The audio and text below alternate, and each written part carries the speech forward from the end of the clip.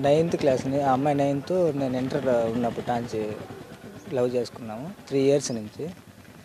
దాని తర్వాత ఇద్దరం కలుసుకొని 10థ్‌లో లేసిపోయి వెళ్ళిపోయినాం. ఆ అమ్మాయి 10థ్‌లో ఉన్నప్పుడు నేను ఇంటర్‌లో ఉన్నప్పుడు ఫైనల్ ఇయర్‌లో ఉన్నప్పుడు లేసి వెళ్ళిపోయినాము. వాళ్ళ అమ్మ వాళ్ళు ఒక నెల రోజులు మా కోసం ఎంక్వైరీ చేసి వెతికి పట్టుకున్నారు. మళ్ళీ పట్టుకొని వచ్చి స్టేషన్‌కి కంప్లెయింట్ ఇచ్చినారు. దాని తర్వాత ఇద్దరు నా ఫ్యూచర్ పోతుందనేసి మళ్ళీ కాంప్రమైజ్ అయ్యి మళ్ళీ రిటర్న్ వచ్చేసాము.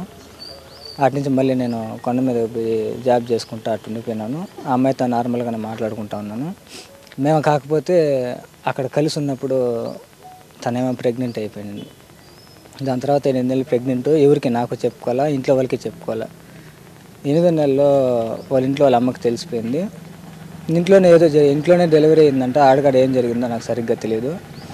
అంతే నాకు బిడ్డ పుట్టిన విషయం తెలీదు. కొడుకు పుట్టాడంట నాకు. బిడ్డ పుట్టిన విషయం తెలీదు. ఏం జరిగిందో తెలీదు.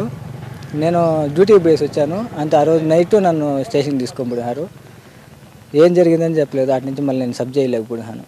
3 నెలలు 4 నెలలు సబ్ జైల్‌లో ఉండి రీసెంట్‌గా ఈ మధ్యనే వచ్చినాను.